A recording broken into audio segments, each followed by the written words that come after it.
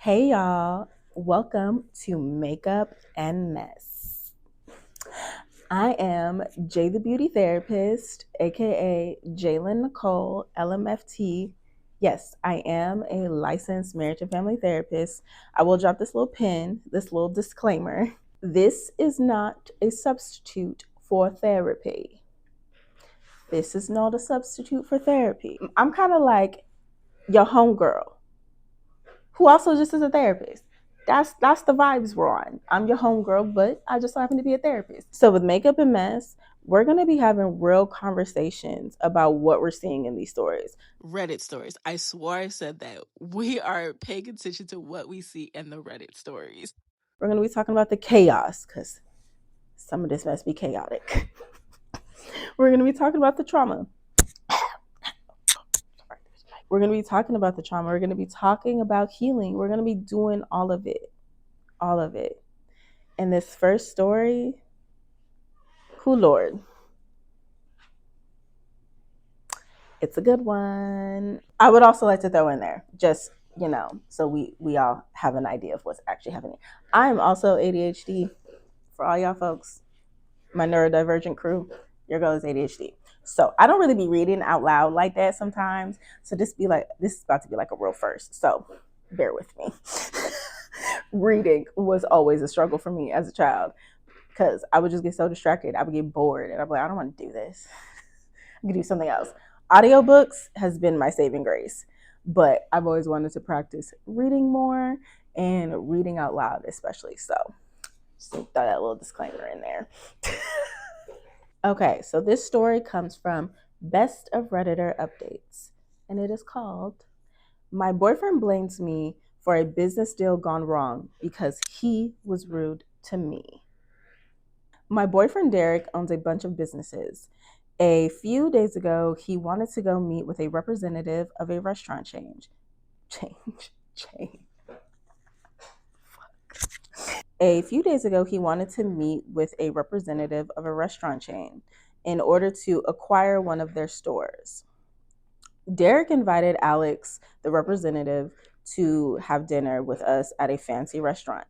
Everyone followed COVID protocols where we live. This story took place during COVID. Things were going well, and when Derek left to go to the bathroom, Alex and I began to talk. Alex told me that his family originally is from Russia, and I told him my father trained in the Russian army. When Derek came, I was talking to Alex about a good borscht recipe. Derek, for some reason, thought that I was annoying Alex and told me Alex came here to talk about business, not some dumb Russian soup. And then said, Sorry about that, Alex. She talks a lot about useless anecdotes. So we're just dumb. We're just dumb. You just didn't know that the man that, okay, dumb is a mean word. So we just did not do our research to know that the man that you're trying to acquire one of his stores is Russian. Her man ain't the brightest. That's all I'm saying. He ain't the brightest. If he's smart, if he's well no, because he didn't know that the man was Russian. Clearly you didn't know. Okay, we're just gonna okay.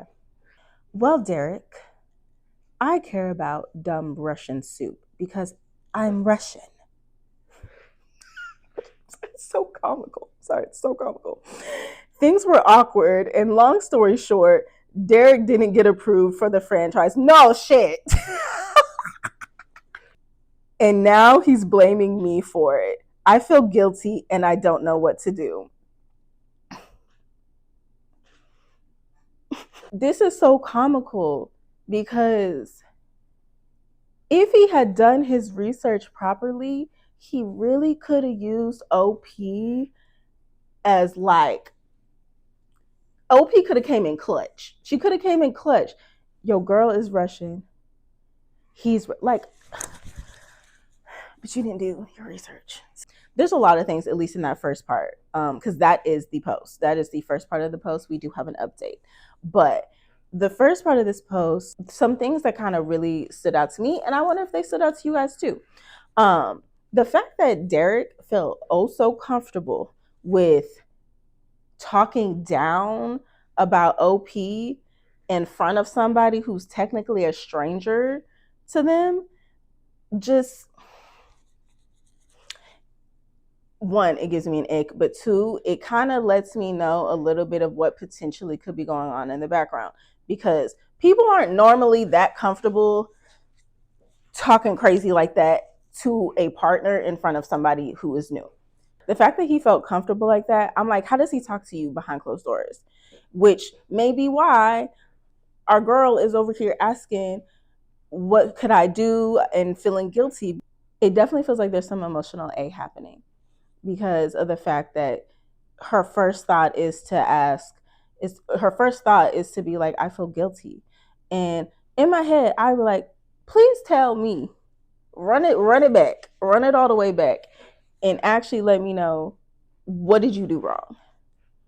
What did you do wrong? You did nothing besides be a supportive girlfriend and come to this dinner and then engage with the guest in a meaningful way. Like, you did nothing wrong because your man is slow and didn't do his research. You did nothing wrong. But the fact that he was able to flip it like that to where our girl is over here asking us this question definitely makes me feel like there is some control and emotional happening. Let's just keep going. Let's keep going. One of the relevant comments. Nah, this is all on him for assuming the conversation wasn't going well. That part. And that it was you. If he was smart, he should have joined the convo and found a more natural way to move it back to business. Your boyfriend sounds like a DI.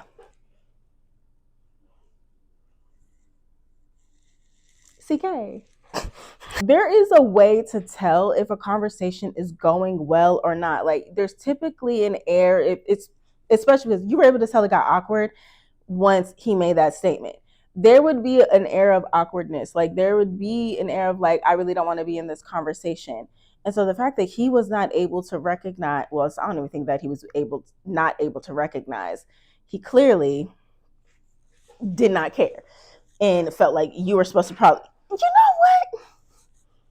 I feel like he just wanted OP there to be a pretty face, almost like trophy wife type situation. You're just supposed to be a pretty little cute girl here, sit down here and be quiet and help watch me secure this deal.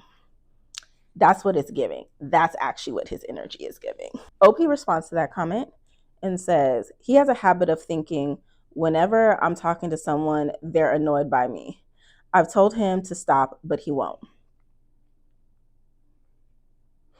Yeah, he is. There's this thing that I want us to, make sure that we are aware of. If somebody, not all the time, not all the time, but sometimes when people are telling you like, oh, you're too much, you're embarrassing, like trying to keep you quiet, it is an emotional abuse tactic. And it's a tactic to erode your self-esteem and make you feel small, make you feel like you can't trust your own judgment enough to even engage in a simple conversation.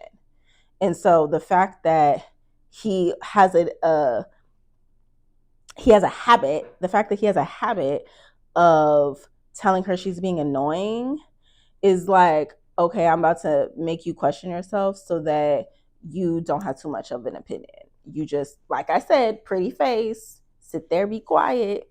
Now we do have an update. The update is from the next day. After what happened, I started to reflect on our relationship as a whole. I noticed a trend that whenever I talked to someone, Derek would always be hovering over me, not just business partners, but his family too during events.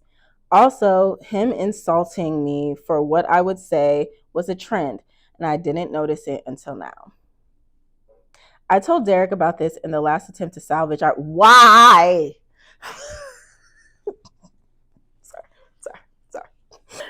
in the last attempt to salvage our relationship because he still had some because he still had some redeeming qualities. What they are, don't know, but apparently they're there. I told Derek I was thinking of breaking up because he didn't respect me. Period. Derek claimed I wouldn't because I need Derek claimed I wouldn't because I needed his money. And I pointed out that I come from an upper middle class family and that I'm studying to become a RN, so I don't need anything from him but respect. Period. Buki. Period. You don't need him. Derek then broke words, Jalen. Derek then broke down and told me that he grew up seeing his father putting down his mother all the time. Derek said, if I don't have my own opinions and I rely on him for everything, I won't ever leave. Apparently, that's what his father taught him. I don't know. I broke up with Derek and I blocked him and changed my phone number after he threatened to ruin my life and tell the university awful things about me. So let's run this back. Let's run this back. Let's run it back. I'm so happy that OP got out of there for sure because, like I said, I knew it. I was like, this is giving emotional abuse. It's giving emotional abuse. Like the way he literally was trying to shrink her, because that makes it even more clear. Like, oh, if you don't have your own opinions, then you won't leave. Ladies and gentlemen, if you are with anybody who is trying to tell you that you're too much, that you are annoying, that you are anything, could you be? It's potential. But you also could not be, and they could literally be trying to make you feel small and to make you shrink. We don't need to be with anybody who is trying to dim our light and who won't let you be you and respect you, and as their partner let you be able to flourish and show up in an environment where you can be authentically yourself. We don't need nobody who is going to stifle us and dim our light. We throw those niggas in the trash cans. That's where they belong. Oh, and can we talk about our girl with her she ate him up with the I don't need you. I don't need you. And that was the biggest indicator to me that he was attempting to be a, because it's a level of emotional, not emotional, sorry, financial and control. He really thought he had her in a financial chokehold. Like telling her you're not gonna leave or whatever he said, something like that.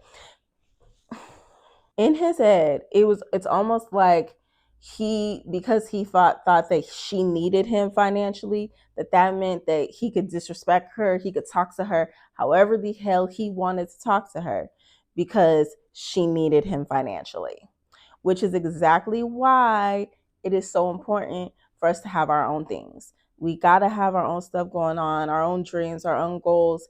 And no, you should not give that up for the sake of a relationship. You shouldn't give it up for the sake of anybody. Nobody. Nobody. And that's exactly why he felt like his respect was optional. He's like, girl, you need me? Where you finna go? And she's like, I don't need you. I may want you, but I don't need you. So yes, we have to have our own things going on. And I know for me, like that is one thing my parents have instilled in me since I was a little girl. They were like, you have to always have your own goals. Like even watching my mom, even though she is um a stay-at-home wife and has been since I was little. But she had her own stuff going on. She had her own friends. She went out all the time. She even started her own summer track club. And so I watched her like pour into that while my dad was the main breadwinner working, but he supported her in her endeavors and lifted her up, and now they do that together.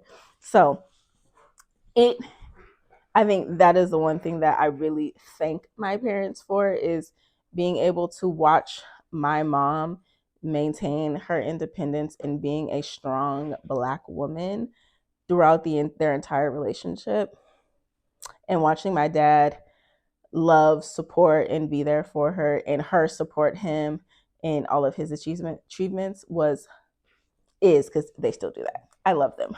Love you guys if you guys are watching. Y'all made me who I am, and I thank y'all. And also because they made me who I am, to where it's this shit. There's things that the Lord is working on me with. And this is one. Because if that man, if any man, if I would have went on a date and any man said that to me, like she says useless things, the unhealthy part of me that the Lord is working on, my immediate thought would have been, who the fuck are you talking to? Like, oh, no, no, no. Your whole setup would have been fucked up because of me. Because the shit I would have said to you in that moment, you would have been able to blame it on me. You would have. You would have. You would have. Because it wouldn't have been pretty. It wouldn't have been pretty. I would have told you about yourself. But the Lord is working on me, and we're not talking to people like that, guys. We are being healthy and communicating in the best way. But I'm telling you right now, my first thought would have been, check that nigga. On site. There would have been no face right. But also, like, did you guys notice how he literally, once she was trying to break up with him, he literally tried to flip the script. He literally tried to flip it. Oh, like I saw my dad did it. He gave the textbook things that others, manipulators, like to do, to create the sob story, to make you, to kind of like tap in to your empathy, tap into your compassion, because you are more likely to excuse away or justify their behavior if they can get you to tap into that. And he attempted it. He attempted by being, oh, my daddy, I saw my dad do this, I didn't know no better. What he went through, very real. If that is in fact what he did see, that his dad taught him that this is how relationships work, this is how you're supposed to show up, this is what this is how you keep somebody. Let's say that that is it, that is true, that's what he saw. That doesn't make it okay. Just because you saw something and that was normal in your upbringing doesn't make it okay. Just because you went through that trauma does not justify you then somebody else. Trauma can give you a level of understanding of what somebody's experienced, but it doesn't get to be a justification for them to mistreat you. And you get to be like, oh, okay, well, they mistreated me because they have all this trauma. No, that means it's their responsibility to go work on that. They need to work on that, because you can't be out here treating people like that. But it was a manipulation attack. That was definitely manipulation 101, trying to get you to tap into the compassion and empathy for him, so that then we can just bypass this and we can skip it. We're not doing that. We're not doing that. We're not letting your trauma be a justification for you to hurt me. Absolutely not. We're not doing that. Not today, not tomorrow, not any motherfucking day ever. Even with the manipulation, y'all saw how quickly his mask slipped the moment she held her ground and was like, yeah, no, we're breaking up. Then he had to drop that mask, and then he had to go to threatening her to try to coerce her into staying. Manipulation. We're spotted. We're not doing it. We're not doing it. But I definitely get it, because once they start threatening, that is scary. It's terrifying, because you don't know like how serious they are. You don't know what they actually will do, what they actually won't do, to what extent, especially because they're upset. And so it is terrifying. But I think we have to call a spade a spade. And when they do that, being like, okay, yeah, they're definitely trying to manipulate me. And like that is the biggest sign. The moment they go from 1 minute they're, oh, I love you, like this is what happened, to the next they're flipping and they crashing out at you and telling you what they're gonna do. Or they start crashing out, talking crazy to you and demeaning you, telling you you're less than or whatever, or you're not gonna be nothing without me. They're trying to terrify you, trying to scare you, bring you back. That's what they're trying to do. And we cut it off. I know that sounds easier than it actually is. But we just have to remind ourselves. I think one thing is reminding ourselves that this is manipulation and calling a spade a spade. And even like remembering like and thinking about like the relationship like you want and how you want to feel, and is how you're feeling in the relationship how you want to keep feeling. Like, do you want to keep dealing with somebody who is telling you you're annoying all the time, every time you speak, hovering over you? Like, is that actually what we want? And if it's not, we need to think about then what we do want and how we need to move.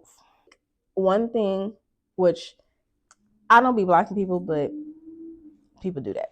And you got to do whatever protects your peace if you're in a situation like this. And so the fact that she knew, like, after ending, that she needed to block him so that she could move on in peace, change her number, that when it comes to people who are abusive, like they literally are trying to purposely tear you down and make you feel like you're small. And so then there is that going to be that piece where we have to rebuild ourselves and we have to build ourselves up. And having access to them or them having access to us can sometimes make it worse. So definitely do what you got to do to protect yourself and protect your peace. Surround yourself with people who love you. Surround yourself with people who are empowering, who will make you laugh, who are going to pour into you, especially when you're leaving a situation like this. Now, guys, tell me your thoughts on what we saw. Tell me your thoughts. What stood out to you? What got on your nerves? Where were you like, girl, no? Let me know your thoughts. Let me know. I'm curious to hear it. But thank you so much for tuning into this week's Makeup and Mess, where we love the mess and we talk about the mess and we process the mess and we deal with the mess no matter how ugly it is. So make sure you hit that subscribe button so you don't miss out on the next Makeup and Mess. I will see you guys next time.